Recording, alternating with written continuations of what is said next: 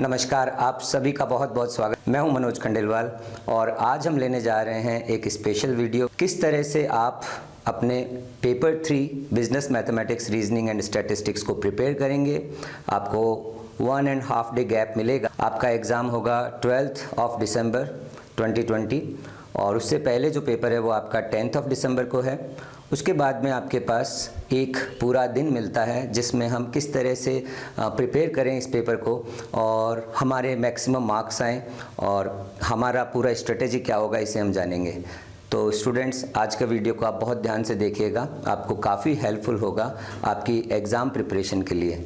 सबसे पहले मैं आपको बता देता हूं कि आपका paper 3 business mathematics reasoning and statistics total 100 questions का ये पेपर होगा जिसमें आपके 100 मार्क्स होंगे और ऑब्जेक्टिव टाइप पेपर होगा। इससे पहले के दोनों पेपर आपके पूरे सब्जेक्टिव यानी आपको थ्योरेटिकली सारा लिखना होता है। तो ऑब्जेक्टिव एग्ज़ाम काफ़ी अलग होता है। इसमें आपको ओनली 2 आवर्स ही मिलेंगे। पहले वाले पेपर्स में 3 आवर्स मिलेंगे। तो आप 2 आवर्स को बोल दीजिए 120 मिनट्स एंड देन इसको अगर हम आगे फर्दर सेकंड्स में लें तो 70 to 100 सेकंड्स। अगर आप 100 से डिवाइड करेंगे तो 72 seconds for each question you get on an average to solve a problem. अब हमारे को तैयारी करनी है, एक तो बिफोर एग्ज़ाम और एक ड्यूरिंग एग्ज़ाम हम किस तरह से एग्ज़ाम को अप्रोच करेंगे, पेपर को अप्रोच करेंगे, ये भी समझेंगे। तो मैं आपको वो सारी बातें बताऊंगा। सबसे पहले हम देख लेते हैं कि BMRS जो पेपर है उसके जो 3 सेक्शन हैं उसमें से कितने कितने मार्क्स का वेटेज है और उसके अकॉर्डिंगली ही हम प्रिपेयर करेंगे। तो आपका paper 3 business mathematics reasoning and statistics, हम इसको 3 पार्ट में इस तरह से लेते हैं। सबसे पहले बिजनेस मैथमेटिक्स में टोटल 40 क्वेश्चंस होंगे। रीजनिंग पार्ट में आपके total 20 questions 20 marks and then stats part में टोटल 40 क्वेश्चंस। तो आपके टोटल 100 मार्क्स किस तरह से डिवाइड हैं आपको वेटेज अच्छी तरह पता है। लेकिन आप एक चीज़ नोट कीजिएगा, आपको जो भी पेपर मिलेगा उसमें सेक्शन वाइज नहीं मिलेगा कि आपको पहले मैथमेटिक्स के क्वेश्चन मिलें 40 क्वेश्चंस, देन 20 क्वेश्चन रीजनिंग के एंड फाइनली स्टैटिस्टिक्स के। तो आप अपना पेपर एग्ज़ाम में सेक्शन वाइज प्लान नहीं कर सकते। तो आपको 1 by 1 यानी from the very beginning of the paper first question then second question, 1 question at a time आपको रीड करना पड़ेगा और इमीडिएटली आपको डिसीजन लेना पड़ेगा without wasting a single second कि आप उस क्वेश्चन को अटेम्प्ट करेंगे कि नहीं। इसी के लिए ही हम प्रिपरेशन कर रहे हैं। हमारी प्रिपरेशन में एकदम क्लियर हो जाता है कि हमारी अप्रोच क्या होगी। तो अगर हमें कोई रीजनिंग का क्वेश्चन मिलेगा 20 question which is the most easiest part, I think इसके लिए कोई तैयारी की भी ज़रूरत नहीं होती है। आपको 6 टॉपिक हैं और एक कॉमन सेंस, एक जनरल एप्टीट्यूड आपका चेक किया जाता है। तो आप कोई भी क्वेश्चन रीजनिंग का देखेंगे तो आप ज़रूर अटैम्प्ट करें। हो सकता है सिलोइज़म में आपको थोड़ी दिक्कत हो, उस क्वेश्चन को आप ड्रॉप कर सकते हैं, लास्ट में कर सकते हैं, आगे जाके कर सकते हैं। उसके बाद में सेकंड इजीएस्ट पार्ट होता है स्टैटिस्टिक्स के कुछ चैप्टर काफ़ी वेटेज वाले हैं और बहुत सरल हैं। पहले हम उनको फोकस करें, जो क्वेश्चन आएंगे हम करेंगे। मैथमेटिक्स में भी इसी तरह से अगर आपको क्वेश्चन आते हैं तो आप करेंगे, अदरवाइज देन लेटर ऑन जब आपको टाइम मिले तब हम कर सकते हैं। ये एग्ज़ाम की बात हुई कि हमारा पेपर किस तरह का आएगा, किस तरह से हमें अप्रोच करना है। अब जो हमें 1 डे का जो टाइम मिलेगा हमारी प्रिपरेशन के लिए, इन तीनों पोर्शन को कवर कैसे करें। तो जैसे ही आपका पेपर 2 होता है उसके बाद में आप जाके आराम कर सकते हैं एंड देन जब आप कंफर्टेबल हो तब अपनी प्रिपरेशन स्टार्ट कर सकते हैं। मेरी तरफ से आपको ये कहना होगा कि आप अपना पेपर की तैयारी रीजनिंग से स्टार्ट करें क्योंकि ये minimum input and maximum output वाला सेक्शन है। 20 मार्क्स में से हर स्टूडेंट्स 15 मार्क्स मिनिमम लेकर आता है और आप भी ज़रूर लेकर आएंगे। 6 ही टॉपिक है तो सबसे पहले आप इसे ही तैयार करें। तो रीजनिंग पार्ट जो है उसके अंदर आपके नंबर सीरीज़ देखिए, नंबर नंबर सीरीज़ एक क्वेश्चन या दो क्वेश्चन आ सकते हैं नंबर सीरीज़ के। आपको कुछ नंबर्स दिए होंगे सीक्वेंस में और एक मिसिंग नंबर होगा जिसको ऑप्शन में से आपको देखना होगा कौन सा नंबर वहाँ आ सकता है। और बहुत आसान होगा आपके लिए ये सवाल करना, क्योंकि इसके अंदर ज़्यादातर even number, odd number, prime number, square number, cube numbers, इस तरह के नंबर्स होते हैं। आप डिफरेंस लेके देख सकते हैं क्या डिफरेंस सेम है या इंक्रीजिंग है, उस हिसाब से गैस कर सकते हैं। तो सीरीज़ टेस्ट में 3 तरह के क्वेश्चन होते हैं। पहला नंबर सीरीज होता है, दूसरा अगर हम कहें तो अल्फ़ाबेट सीरीज। अल्फ़ाबेट सीरीज़ में अल्फ़ाबेट्स होंगे, इंग्लिश अल्फ़ाबेट्स, और हो सकता है कोई मिसिंग प्लेस पे आपको अल्फ़ाबेट गैस करना पड़े या ग्रुप ऑफ अल्फ़ाबेट गैस करना पड़े। इसके लिए भी आपने हमारे चैनल पर वीडियोस देखे होंगे किस तरह से हम अल्फ़ाबेट सीरीज़ को करते हैं। अल्फ़ाबेट को नंबर में बदल लेते हैं ताकि हमारे को आसानी हो। इसके लिए आप वो वीडियो देख लीजिए, काफ़ी हेल्प करेंगे रीजनिंग के अंदर। अगर आप वीडियो देखते हैं, साथ साथ तैयारी करते हैं, वीडियो के एंड में इंपॉर्टेंट क्वेश्चंस हैं वो भी आप कर सकते हैं। That itself is sufficient for the preparation of the exam। तो अल्फ़ाबेट सीरीज दूसरा पॉइंट हो गया। तीसरा है लेटर सीरीज। इसके क्वेश्चन आपके मॉड्यूल में नहीं हैं, इसके लिए आप वीडियो देखें, उसमें बताया गया है कि आपको किस तरह से लेटर सीरीज़ को करना है। तो ये 3 तरह की सीरीज़ होती है।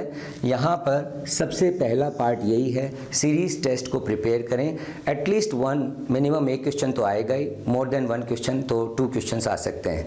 उसके बाद में सेकेंड होता है ऑड वन आउट,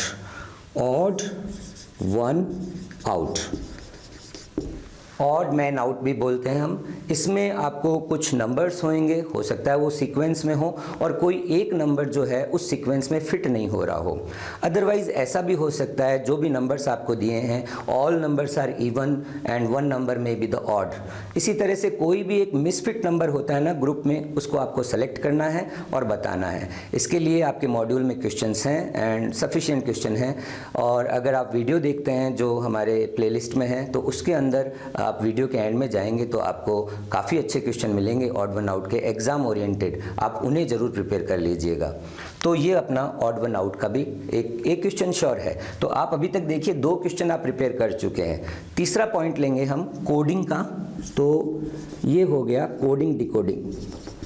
ये एकदम फिक्स क्वेश्चन है और आप इसकी तैयारी बहुत अच्छी तरह से कर सकते हैं। कोडिंग डिकोडिंग में हो सकता है आपको कोई वर्ड दिया हुआ है और उसका कोड वर्ड या तो अल्फ़ाबेट में ही है या नंबर्स में है। तो आप देख लेना कि जो अपने अल्फ़ाबेट है उनका फ्रॉम द बिगनिंग क्या पोजीशन है, उनको ऐड करके देखिए और फिर आपका जो कोड वर्ड कैसे बना है उसको समझिए। और इसके लिए आपकी बुक में जो क्वेश्चन है वो सफिशिएंट है। और हर वीडियो के एंड में आप जा सकते हैं, जैसा मैंने कहा कि कोडिंग डिकोडिंग में भी आपके एमटीपी के सभी क्वेश्चंस अवेलेबल हैं। मैं आपको वीडियो के एंड में एक लिंक दूंगा जो आपको एमटीपी, जितने भी एमटीपी अभी आईसीआई ने दिए हैं वो आप प्रैक्टिस कर सकते हैं। तो आपको हमारे यूनिकॉम चैनल का टेलीग्राम जो है वहाँ पर आपको ये लिंक दिया हुआ है, उस जगह आप क्लिक करेंगे तो आपको एमटीपी सारे मिलेंगे और आप उनको प्रिपेयर कर लें तो डेफिनेटली आपके एग्ज़ाम में पूरे मार्क्स आने के चांस हैं। तो कोडिंग डिकोडिंग का भी टॉपिक हमारे लिए ईजी होगा। ये हमारा फर्स्ट चैप्टर हो गया रीजनिंग का। अब देखिए 3 पॉइंट हैं, 1 is the series test, 1 is the odd one out and third 1 is coding decoding. At least 4 questions तो आप मान के ही चल लीजिए और आप 4 में से 3 तो श्योर करेंगे। और अगर आपकी अच्छी प्रैक्टिस है तो हो सकता है चारों ही नंबर आप लेकर आ जाएं। नेक्स्ट जो इजी पॉइंट है वो बताऊंगा आपको। सबसे इजी टॉपिक होता है डायरेक्शन सेंस टेस्ट। ये सबसे इजी टॉपिक होता है स्टूडेंट्स। लास्ट एग्जाम में क्या हुआ, इस चैप्टर से 6 क्वेश्चंस आ गए और 6 क्वेश्चन बहुत आसान थे। सो अगर इस चैप्टर से जितने भी क्वेश्चन आएंगे आपको बेनिफिट करेंगे। तो 4 क्वेश्चन तो मान के ही चल लीजिए। एक डायग्राम बनाना होगा, ईस्ट वेस्ट नॉर्थ साउथ के अकॉर्डिंग आपको मूव करवाना पड़ेगा और आप फाइनली जो क्वेश्चन है उसको ध्यान से रीड करें और क्या पूछा है उसका आंसर दें। तो ये डायरेक्शन सेंस टेस्ट आपके बुक में भी जो मॉड्यूल है उसके क्वेश्चंस अच्छे हैं, वो कर सकते हो। उसके अलावा आप एमटीपी के क्वेश्चंस कर सकते हो। तो डायरेक्शन सेंस टेस्ट भी आपका जल्दी कवर हो जाएगा। देन उसके बाद में आप कौन सा टॉपिक लेंगे, तो मेरी तरफ से आपको एडवाइस है कि आप ब्लड रिलेशन का टॉपिक पहले कवर करें। ब्लड रिलेशन टेस्ट ये बहुत ही सिंपल टॉपिक होता है।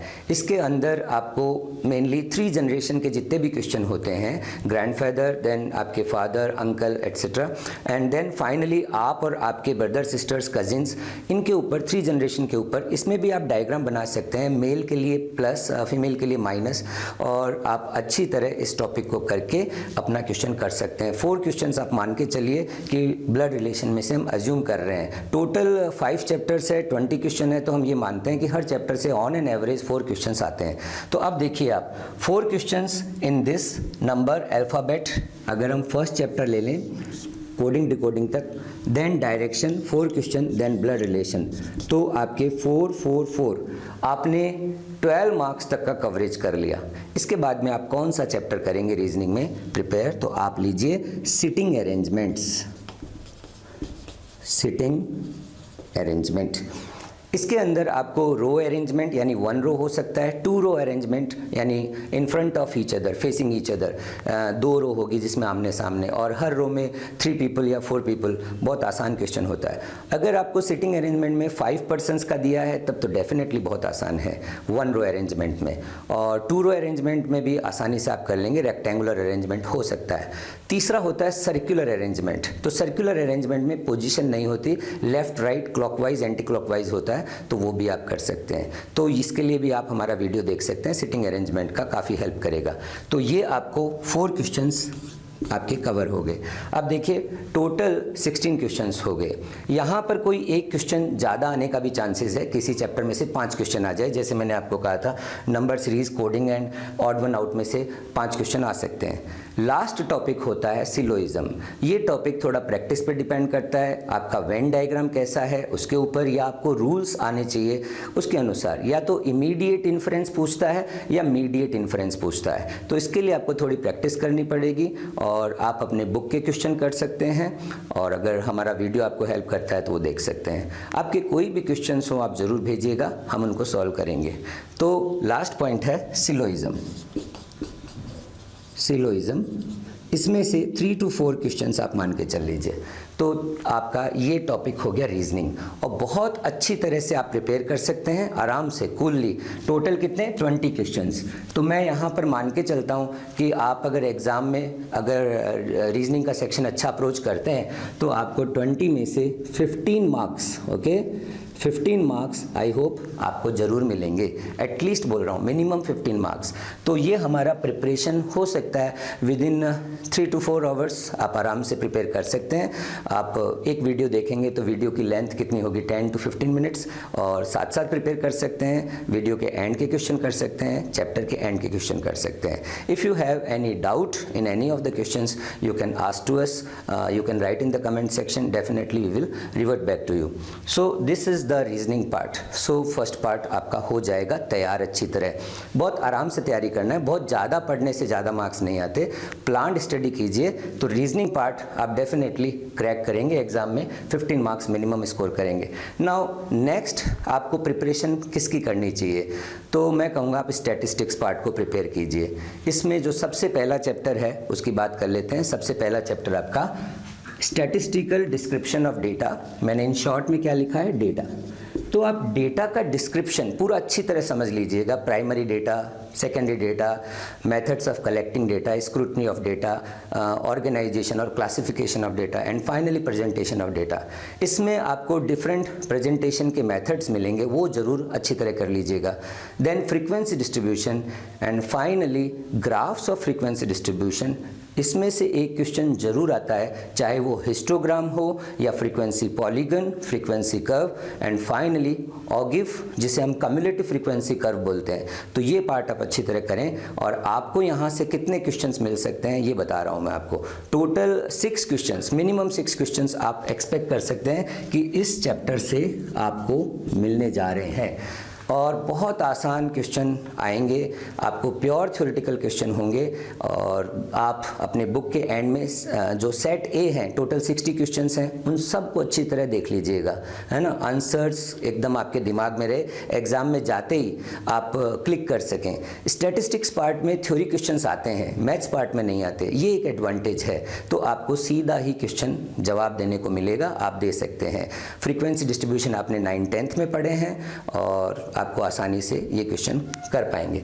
सेकंड कौन सा लेंगे? सेकंड पार्ट है एवरेज का, सेंट्रल टेंडेंसी, जो कि मीन मीडियन मोड से रिलेटेड है। ये बहुत आसान चैप्टर है और क्लास 10th में भी आपने पढ़ा है। इसके अलावा GM, geometric mean and harmonic mean, ये हैं मेजर्स ऑफ सेंट्रल टेंडेंसी। तो इनके क्वेश्चंस आप ज़रूर करें, measures of central tendency.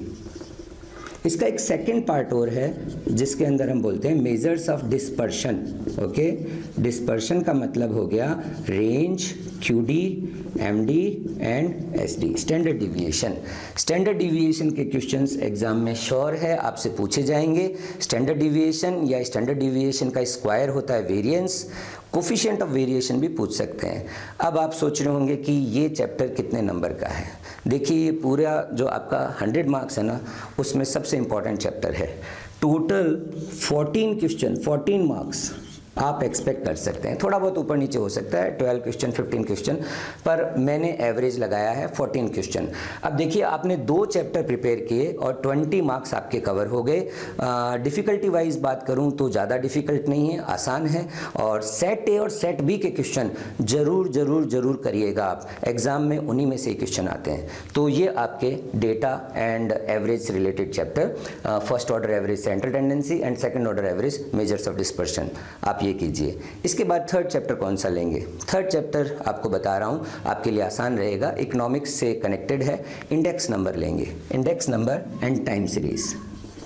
Index number, इसमें भी 2 पार्ट है, index number and time series. आप ये मान के चल लीजिए कि 2 क्वेश्चन तो इसमें से and 2 question he time series में से आएंगे।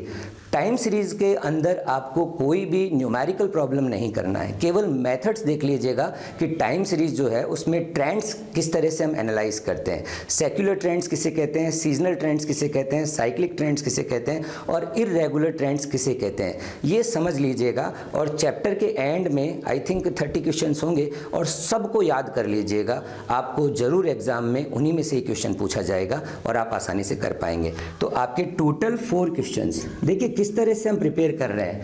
आपको ज़्यादा एफर्ट्स ना हो, ज़्यादा आपके मार्क्स आए और आप कॉन्फिडेंट हों एग्ज़ाम में। तो आप देखिए यहाँ पे 24 मार्क्स आप अभी तक प्रिपेयर कर चुके हैं।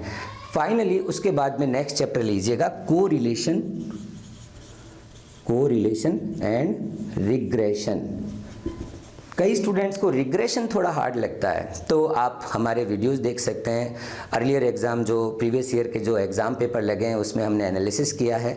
पूरा जो नवंबर के अंदर एग्ज़ाम लगा था 2019 में, वो आपको मिल जाएगा प्लेलिस्ट में। और देखिएगा रिग्रेशन के क्वेश्चन हमने किस तरह से किए हैं। तो ये आपको 4 क्वेश्चंस एग्जाम में हेल्प करेगा। 2 question correlation, 2 question regression. Correlation में कार्ल पियर्सन का मेथड, स्पीयरमैन का मेथड एंड कॉन्करेंट डिविएशन का मेथड, ये तीनों मेथड अच्छी तरह कवर कर लीजिए। रिग्रेशन में X on Y, Y on X, ये आप दोनों देख लीजिएगा कि X on Y and Y on X किस तरह से हम रिग्रेशन कोफिशिएंट कैलकुलेट करते हैं और उनमें रिलेशन क्या है। तो ये अपना नेक्स्ट चैप्टर। तो मैंने 4 चैप्टर लिख दिए। अब फाइनली जो 2 चैप्टर हैं वो प्रोबेबिलिटी से रिलेटेड हैं। काफ़ी स्टूडेंट्स को डिफिकल्ट लगते हैं, लेकिन प्रोबेबिलिटी चैप्टर आपके लिए आसान हो सकता है यदि आप बेसिक क्वेश्चंस पहले करें। Coins related problem, cards related problem, dice related problems, balls related problems, इस तरह से अगर आप करते हैं तो आपके लिए 1 या 2 क्वेश्चन तो बहुत आसान हो जाएंगे।